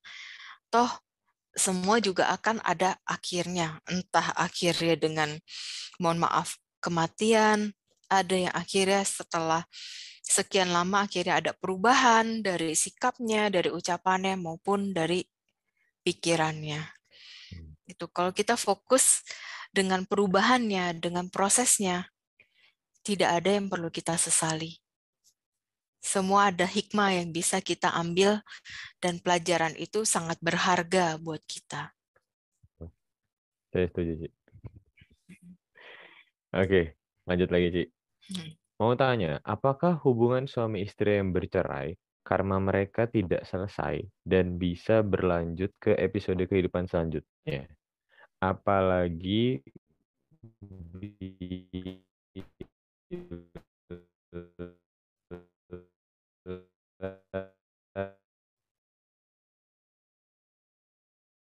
itu karma buruk. Mau tanya, ini Sorry, bisa diulang lagi? sorry. Yang pertama tadi mau nanya, apakah hubungan suami istri yang bercerai karena mereka itu tidak selesai dan bisa berlanjut ke kehidupan selanjutnya? Apalagi bila itu karma buruk. Oke. Terus yang kedua, mau tanya, apakah birthmark tanda lahir warna biru di kaki itu pertanda sesuatu sih? Itu aja ada 2 pertanyaan. Oke. Jadi yang pertanyaan pertama tadi, untuk suami istri yang bercerai, itu ya balik lagi ke kondisi karmanya mereka. Kalau bercerainya memang sudah sama-sama emang ingin berpisah, ya udah, itu udah sampai di situ hutang karmanya yang sebagai suami istri. Tapi kalau di next life suatu saat ketemu lagi, tapi bukan suami istri, yaitu bisa hutang karma yang lain dalam bentuknya yang berbeda. Terus mengenai perceraian itu karma buruk atau tidak, balik lagi ke si suami istrinya tersebut. Ketika bercerai, apa yang terjadi di ucapan mereka, apakah ada saling menyakiti, apakah ada pikiran-pikiran buruk yang ada tujuannya sampai akhirnya membuat mereka berdua saling membenci. Jadi itu balik ke hubungan merekanya sendiri. Kemudian kalau yang seorang anak mempunyai tanda biru di satu titik lah, entah di bagian mananya, itu bisa jadi memang tanda lahir pengaruh dari kehidupan lalu, dia pernah mengalami luka di bagian itu, atau memang dari kehidupan lalunya ditandain. Karena banyak orang zaman dulu tuh ditandain, biar tahu ini anak nanti lahir di mana gitu, apakah masih di satu jalur leluhur yang sama atau beda gitu. Oh, bisa gitu sih. Oke, kita lanjut sih ya. Apakah orang biasa, bukan seseorang yang mempunyai kemampuan lebih, bisa melihat memori kehidupan lampaunya sendiri, Ci? Bagaimana caranya? Ya, balik lagi. Itu semua tidak bisa dalam sekejap. Semua proses yang sangat panjang gitu. Oke.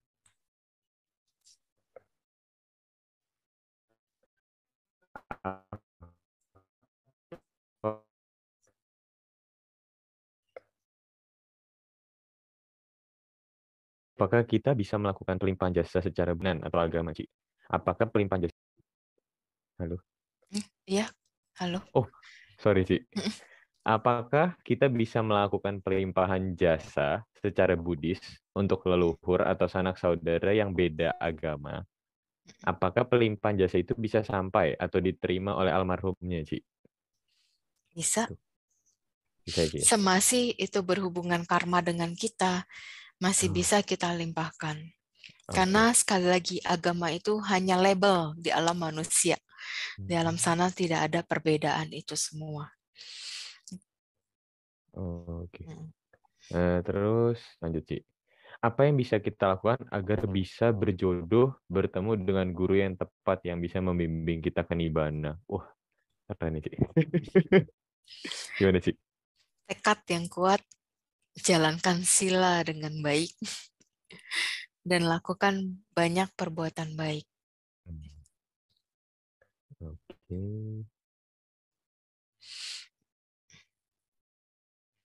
Nah, apakah kita bisa mengetahui mereka yang telah meninggal akan lahir kembali menjadi manusia yang mana dengan sosok yang baru, Ci? Jadi orangnya sama tapi beda bentuk. Ya gitulah intinya mungkin. Ya, tentu kalau aku sih lihatnya biasanya dari sorot mata ya, kelihatannya kayak gitu. Tapi kalau untuk orang normal membedakannya, ya paling ada karakter-karakternya yang sama gitu. Seperti yang beberapa pernah terjadi di kehidupan ini kan, yang ada seseorang yang meninggal ternyata menitisnya sebagai anak di negara ini dengan memiliki kemampuan yang sama gitu. Oke, lanjut Ci. Karma baik apa yang mesti dilakukan agar bisa terlahir sebagai lelaki di kehidupan depan? Bagaimana bisa memiliki kehidupan yang lebih sejahtera, bahagia di kehidupan depan? Oh, berarti mungkin sekarang terlahir sebagai perempuan, Ci. Ya, kalau mau jadi lelaki di kehidupan berikutnya, kondisikan kitanya sendiri lebih banyak memakai logika daripada perasaan. Itu pertama. Kedua, dari kitanya juga harus bisa mengkondisikan hal-hal yang lebih bisa bijaksana dalam berpikir, berbuat, berucap. Terus dana jubah gitu. Dan lebih berhubungan dengan sangga ya, yang bisa kita lakukan itu dikondisikan tekad-tekadnya yang baik, dan kitanya juga harus bisa menjaga sila kita jangan sampai melakukan hal yang fatal. Oke. Terus ini, Ci. Ini sepertinya dijawabnya dengan singkat dan padat aja, Ci. Apakah ada orang yang terlahir tanpa karma buruk di kehidupan sebelumnya, Ci? Oh, tidak ada, tentu saja. Oke. Apakah orang-orang yang menjalankan dharma dan sila dengan baik pasti punya pelindung atau guardian sendiri gitu, Ci? Ya, semuanya itu sebenarnya balik lagi ke karma baik kita. Jadi seseorang bisa ada dewa yang menjaga, bisa ada dewa yang melindungi. Itu karena ada jodoh karma. Dan juga dewa itu bisa mengikuti seseorang apabila orang itu banyak melakukan perbuatan baik. Banyak hal yang dilakukan berhubungan dengan yang positif. Kalau orang yang lebih banyak melakukan hal-hal negatif, tentu yang ngikutin bukan dari alam atas, bukan dari alam surgawi. Tentunya lebih ke alam rendah. Oke. Oh, ini, Ci. Tapi aku nggak tahu, ini Cici mau jawab atau nggak, terserah Cici ya. Aku tanyakan dulu aja. Kalau dari pengalaman Cici Meta, pernah nggak mengetahui manusia yang terlahir lagi di surga? Dan apa sebab serta seperti apa kelahiran beliau di surga tersebut? Selain itu, untuk di surga apa ada semacam wihara atau tempat yang khusus belajar Buddha Dhamma? Karena di Parita Suci kadang disebutkan Sang Buddha ada mengajar Buddha Dhamma di surga. Mohon penjelasannya, Ci. Iya. Jadi kalau di alam surgawi ini itu tempatnya memang indah, tetapi tergantung alamnya. Ada alam yang memang semuanya bisa diciptakan sampai misalkan mau wihara, mau dhammasala atau apapun itu dengan pikiran. Misalkan pada masa hidupnya seseorang itu sangat suka pergi ke wihara.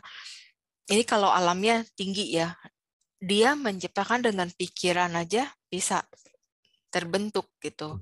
Tapi kalau alam dewanya yang alam dewa rendah ya tidak sampai seperti itu.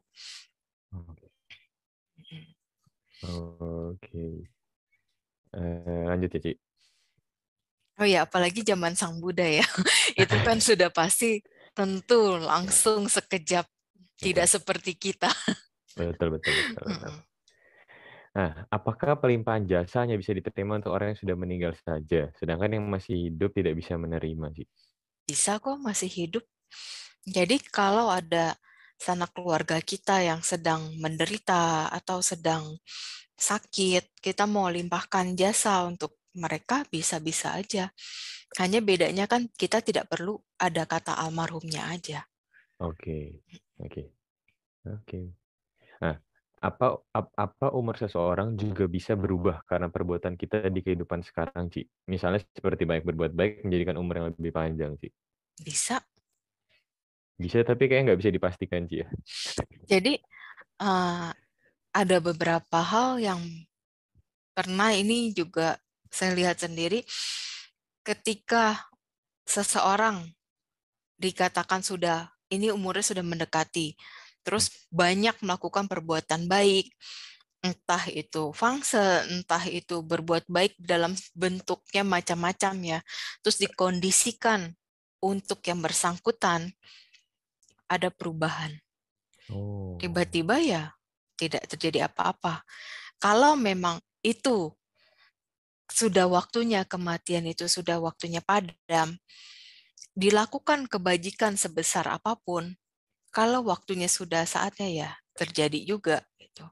Jadi segala sesuatu masih bisa dirubah, balik lagi ke si orang yang bersangkutannya. Oke, Ci. Yang ini juga jawab singkat dan padat aja, Ci. Apakah emosi mempengaruhi rezeki seseorang? Tentu. Karena kalau emosi kita sembarangan bertindak. Kalau kita bisa mengendalikan, maka semuanya bisa terkontrol dengan baik.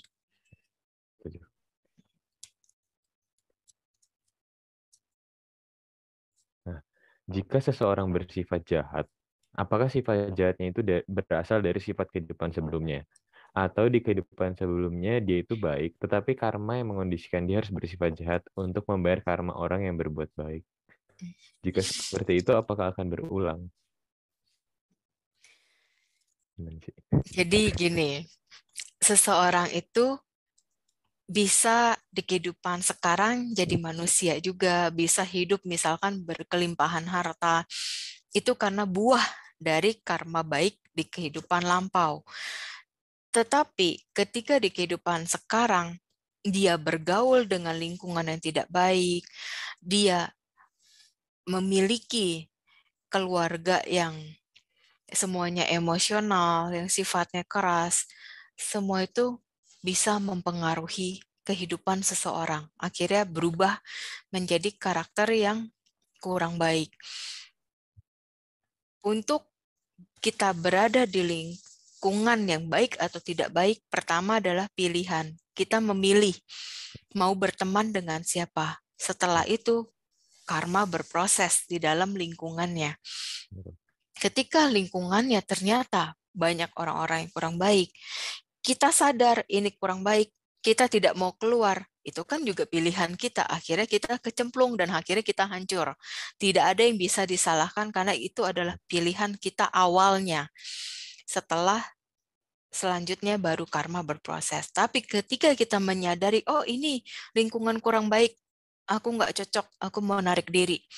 Aku mau cari lingkungan yang lebih baik lagi, aku mau memulai lagi yang baru, itu bisa menjadi lebih baik. Jadi semua pilihan di tangan kita. Hidup itu penuh dengan pilihan. Nah, ini sih, ini asik juga. Kita sekarang bahagia banget mendengarkan damai dari Cimeta. Apakah pada kehidupan lampau kita pernah ketemu sama Cimeta? Kita bisa ketemu di sini, tentu saja kita pernah bertemu. Entah di kehidupan yang keberapa, nggak tahu. Random.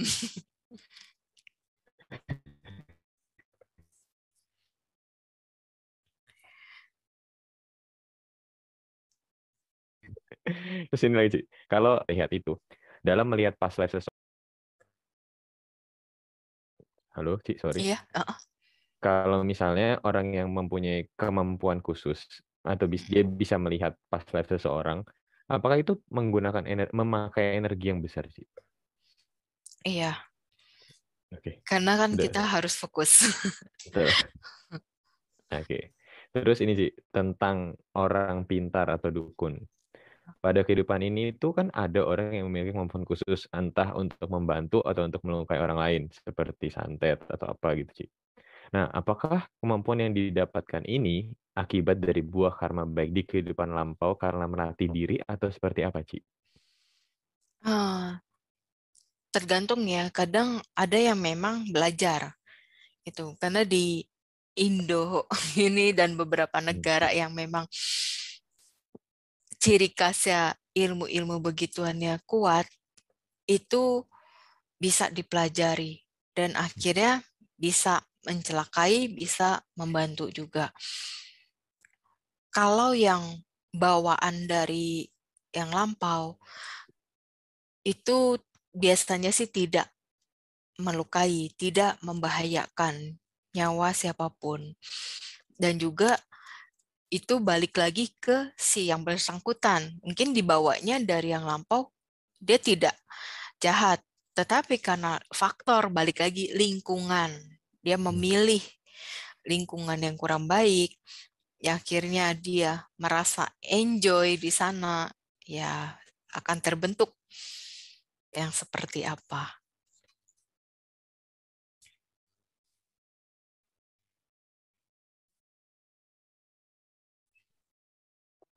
Awal yang tadi cerita, itu peri jahat makan bayi. Apakah peri sering mengganggu orang, Ci? Selain meditasi cinta kasih, apakah ada parita untuk menghindari peri jahat? Apakah peri beda dengan dewi?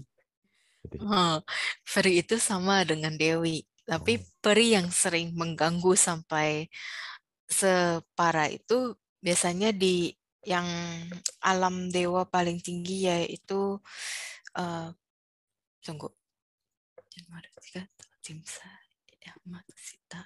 Paranimita Wasawati. Di situ memang ada beberapa dewa Mara ya, Dewi Mara itu yang suka mengganggu.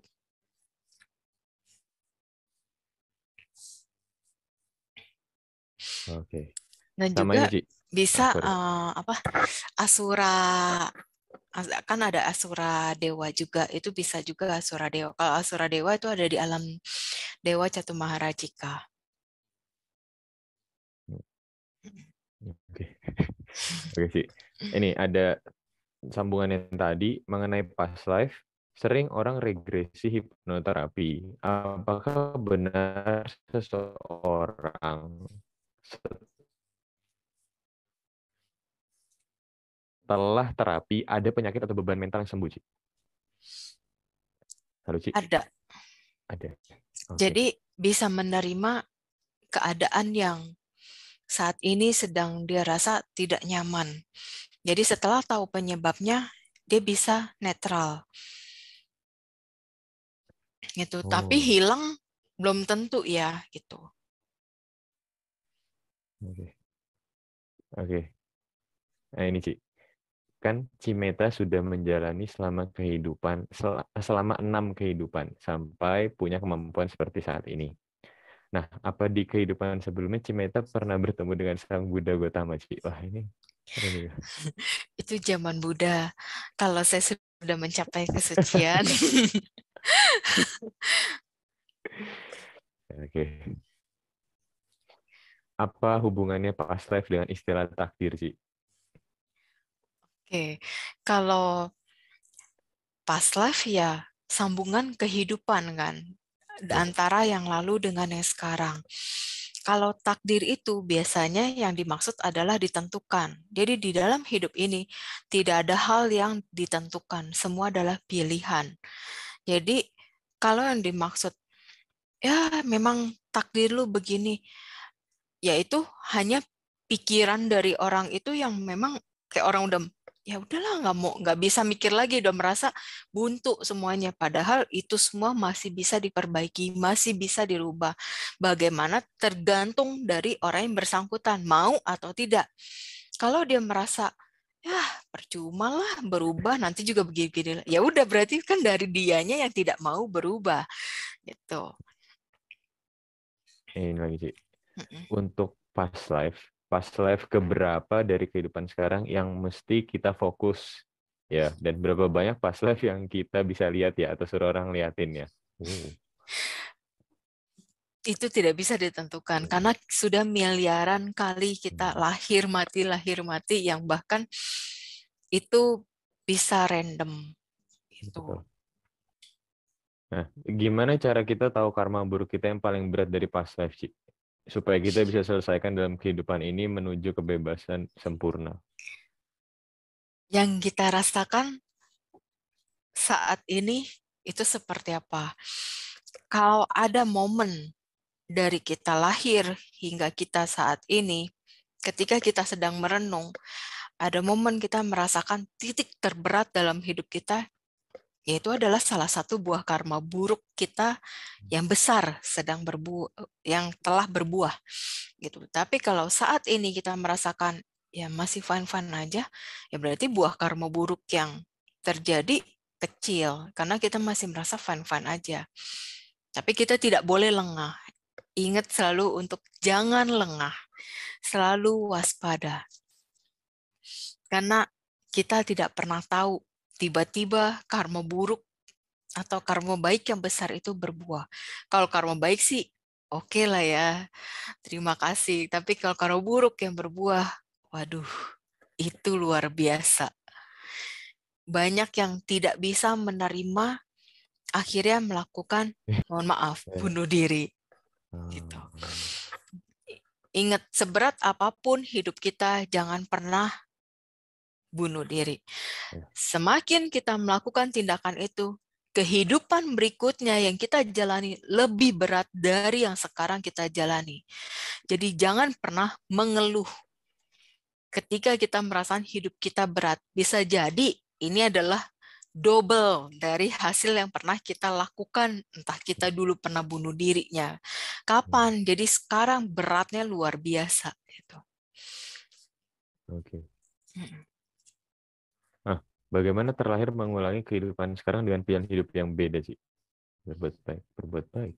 Bukan cuma berbuat baik, sadar dan bisa menerima segala perubahan.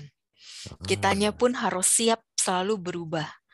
Jangan pernah menuntut orang berubah, tapi kita yang berubah dulu. Betul. Setuju. Oke. Nah, apabila dulu pernah sebagai dewi dan sekarang menjadi manusia, apakah artinya dahulu melakukan karma jelek sehingga turun menjadi manusia, Ci? Enggak, biasanya karma baiknya sudah selesai untuk di alam dewa. Ada karma baik yang memang porsinya harus dijalani di alam manusia dan karma buruk yang harus dijalani di alam manusia. Apakah fungsi bisa dilimpahkan untuk orang-orang yang sudah meninggal, Ci? Apakah mereka bisa menerima pelimpahan karma baik ini? Ya, fungsi itu kan bagian dari perbuatan baik ya. Nah, perbuatan baiknya itu kita limpahkan untuk semua makhluk yang berhubungan karma termasuk para leluhur ya bisa juga. Kalau memang leluhur itu bisa menerima pelimpahan jasa. Nah, ini ada lagi yang menarik. Apakah kita perlu membakar rumah-rumahan, uang, mobil, dan lain-lain untuk orang yang sudah meninggal? Apa memang betul kita membakar bisa diterima orang yang sudah meninggal, Ci? Kita membakar itu untuk menghormati tradisi yang sudah turun-temurun. Tetapi di sananya itu tidak diterima karena semua balik lagi ke karma masing-masing. Kalau dia terlahir di alam surgawi, di alam dewa-dewi, dia bisa memiliki istana, bisa memiliki tempat tinggal, itu adalah buah dari karma baiknya sendiri. Tetapi apabila tidak memiliki rumah, tidak memiliki tempat tinggal, ya memang karma baiknya masih kurang. Cara memupuknya gimana? Ya dari keluarga yang apabila suka melakukan pelimpahan jasa, suka melakukan perbuatan baik atas nama almarhum, si almarhumnya setidaknya dia bisa mengingat kebaikan-kebaikan entah di kehidupan yang saat jadi manusia atau yang lampau-lampau itu bisa terkondisi berbuah. Jadi ya entah di alam dewa, entah di alam manusianya. Oke. Sebentar, Ci. Ini, Ci. Ini mungkin ada yang sedikit curcol, Ci, ya. Maaf, ingin bertanya. Apa yang menyebabkan seseorang berselingkuh? Apakah ada sebab akibat lampau yang menyebabkan itu terjadi, Ci? Ya, untuk penyebab selingkuh itu ada banyak banget faktornya ya. Ada yang memang dari si yang bersangkutan pertama nih tidak bisa mengontrol hawa nafsunya. Kedua, dia merasa balik lagi nih, ada yang merasa diramalkan, punya istrinya 2, 3, bisa hidupnya lebih baik secara rezeki. Jadi karena pandangan salah yang seperti itu bisa merusak rumah tangganya. Gitu. Bisa juga karena memang dari hubungan suami istrinya yang sudah tidak harmonis. Bisa juga karena dari banyak faktor-faktor lainnya, entah faktor pertemanannya, entah teman-teman yang suka ngumpul, entah faktor lingkungan kerja yang dia harus entertain akhirnya berakhir dengan perselingkuhan. Itu lihat dari kondisi yang saat ininya terjadi dulu.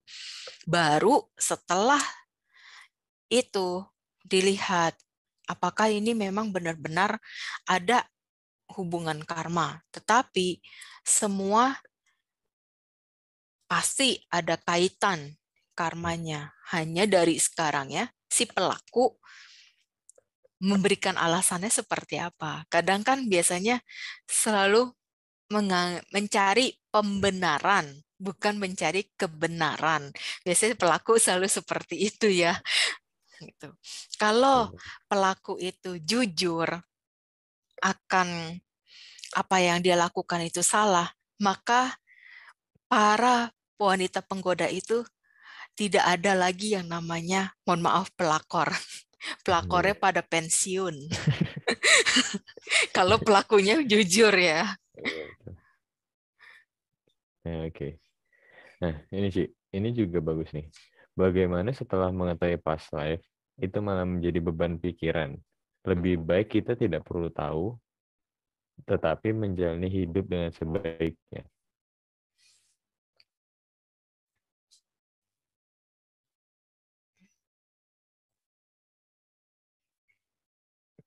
Gimana sih?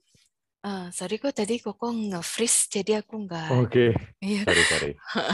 Bagaimana setelah mengetahui past life, malah menjadi beban pikiran? Lebih baik tidak mengetahuinya, tetapi menjalani hidup dengan sebaiknya, atau gimana sih? Ya, kita mengetahui past life hanya untuk pengetahuan, tidak perlu kita jadikan beban. Yang berat itu ketika kita jadikan beban. Wah, dulu saya begini-begini nih, sekarang aduh kayaknya berat banget. Itu nggak boleh kayak gitu. Ketika tahu, wah dulu saya ada melakukan perbuatan buruk nih. Jadi di kehidupan sekarang, saya harus banyak nih perbuatan baik. Jadi balik lagi ke pikiran kita. Bagaimana kita mengkondisikan pikiran kita untuk menjadi lebih baik, bukan terlena dengan kejadian-kejadian di masa lalu. Karena kalau terus terlena, kita hidupnya nggak akan maju, akhirnya jalan di tempat. Dan selalu dibayang-bayangi masa lalu yang nggak mungkin pernah bisa kembali. Akhirnya timbul penyesalan. Gitu. Oke. Apakah di alam dewa tidak bisa melakukan kebajikan dan mendengar dhamma juga seperti manusia, sih? Di alam dewa masih bisa melakukan kebajikan, ya paling seperti itu. Yang tadi ya, apabila ada yang dewa ingin berbuat baik, terus ada manusia yang bisa ada hubungan karma dengan dia, sehingga dia bisa memberikan bisikan-bisikan untuk membantu orang-orang yang memang butuh bantuan lewat yang dibilang kemasukan dewa itu. Gitu.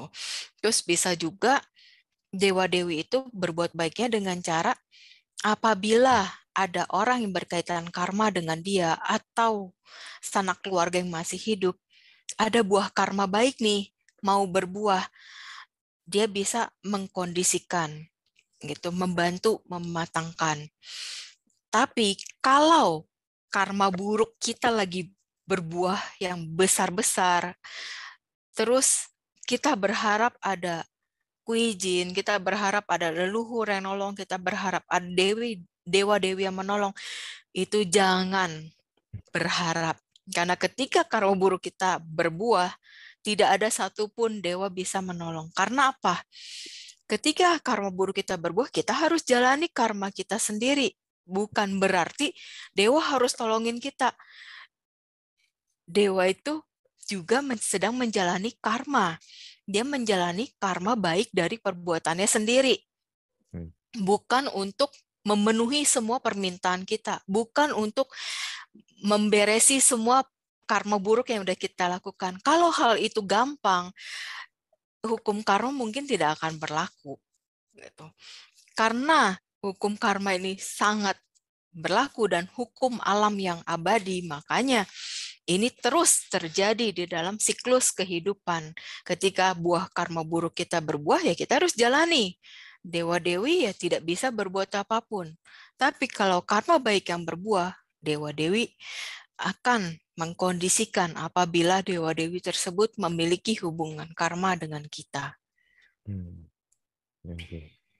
Ini ada yang tanya sih, tapi menurut saya rada personal, tapi nggak apa, jadi jawab seadanya, secukupnya aja sih ya.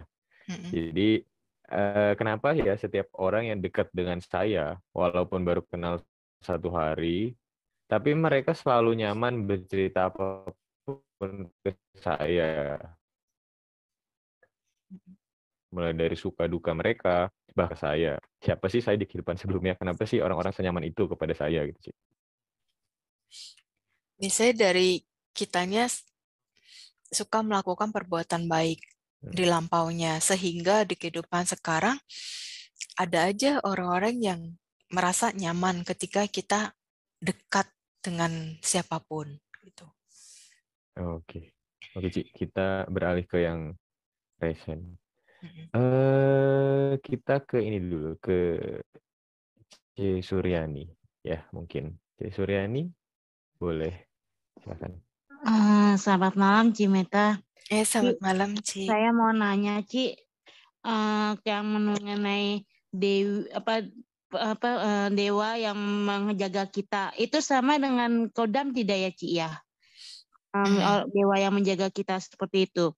Terus yang kedua, katanya Cimeta bilang kita kan nggak boleh ada niat untuk bunuh diri. Tapi kalau misalnya kita nggak ada bunuh diri nih, Ci, tapi kita punya di otak kita punya cetana, saya ngerasa hidup kita kok capek gitu loh. Kenapa saya pengennya nyusul aja ke orang tua atau yang udah meninggal gitu loh. Jadi kita bebas dalam kehidupan sehari-hari ngejalaninnya gitu loh, Cimeta.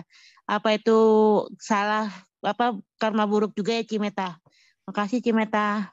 Oke, Cici. Jadi untuk yang pertanyaan pertama tadi, baiknya memang tunggu. Sorry, tadi pertanyaan pertama jadi ngeblank. Pertanyaan pertama tadi apa? Pertanyaan pertama, sama nggak kodam dengan dewa menjaga dewa itu, Ci? Iya, biasanya sama sih, karena beda penyebutan aja. Boleh lanjut ke yang kedua. Terus untuk yang pertanyaan kedua, bunuh diri itu memang salah, Ci. Jadi ketika sekarang kayak Cici lagi merasakan hal yang tidak enak, yang tidak baik, tidak nyaman, kita tuh tidak boleh terlena dengan keadaan tersebut. Kita harus selalu kondisikan yang baik-baik. Jadi dari apa yang bisa kita lakukan, apa yang bisa kita kondisikan, apa yang bisa kita pikirkan ke arah yang positif gitu. Nah, untuk gimana cara ngarahin pikiran itu ke arah positif, Cici coba keluarlah dari momen-momen yang tidak mengenakan gitu. Jadi kita nih semua ketika mengalami hal yang tidak enak, yang tidak nyaman, nggak boleh terlena, pikirannya udahlah, mau pergi aja, nyusul orang tua lah, nyusul pasangan lah, nggak boleh. Yang ada di sananya kita nggak ketemu. Kitanya di alam menderita, mereka di alam bahagia, sama aja kita menderita juga kan. Gitu. Jadi harus jalani kondisi yang sekarang terjadi. Menerima ini adalah bagian dari buah karma kita sendiri. Oke. Semoga menjawab ya pertanyaannya Ci tadi ya. Oke, 2 pertanyaan terakhir. Dari C ini dulu, baru kita ke iPhone lagi nanti. Silahkan. Halo. Halo, C Ya. Yeni. Selamat malam, Cimeta. Ya, Ci, malam. mau nanya aja, kalau itu kan ada tarot reading. Ya. Nah, apakah tarot reading itu accurate, dan apakah lebih bagus kita bertanya kepada orang indigo yang ada kemampuan, itu lebih akurat, atau ke tarot reading itu juga sebenarnya akurat begitu?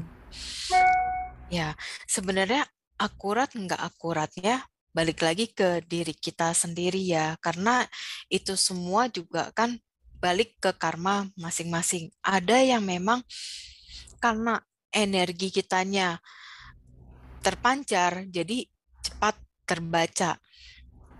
Ada juga memang dari kitanya ya sudah pasrah aja, kira juga kebaca. Jadi akurat tidak akuratnya balik lagi ke diri sendiri sih, Ci. Itu masih bisa berubah-berubah.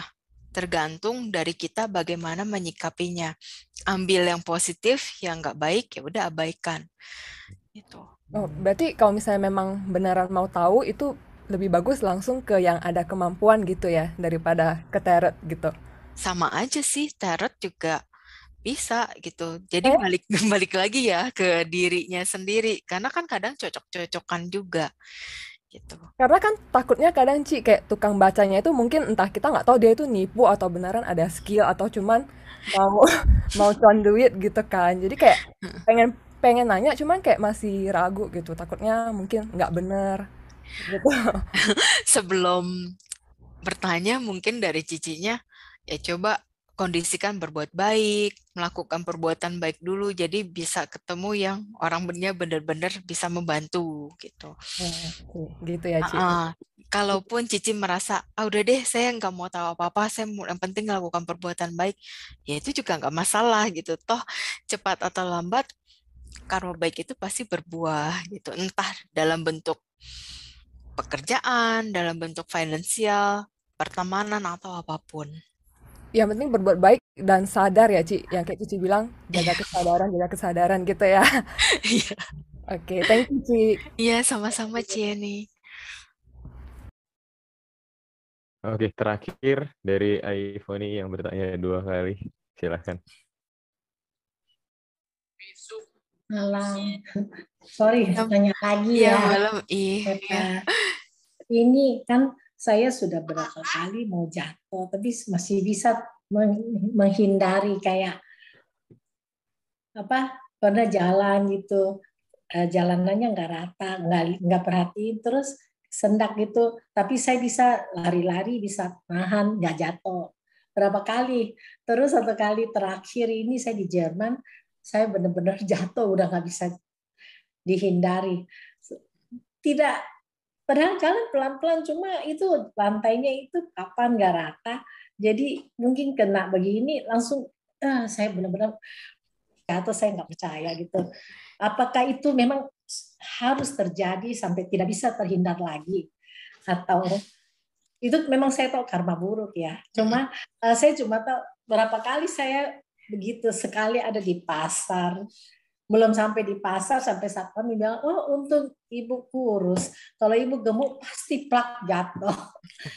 Saya ini kali jatuh bener-beneran tengkurap gini di jembatan gitu.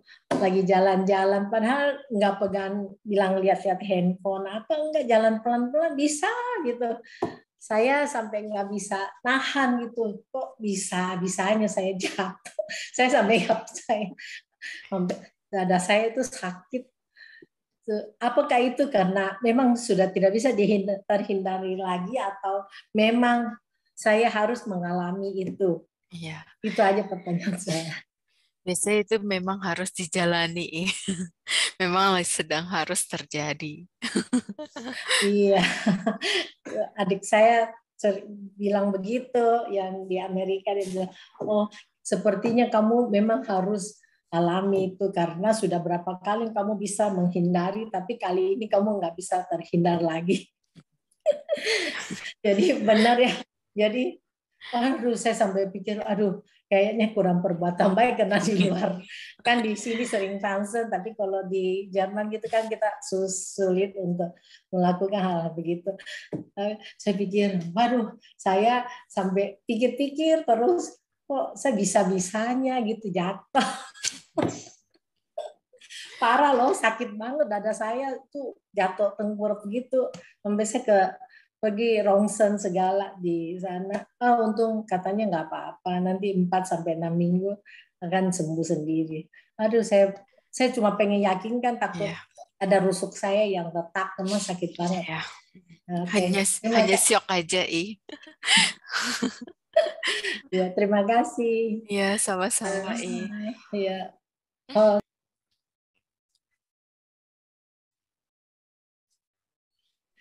Terima kasih untuk kesempatan yang kedua kalinya. Iya. Selamat malam. Malam. Anumodana. Teman-teman yang lain, mohon maaf, mungkin di lain kesempatan bisa mendapatkan kesempatannya ya.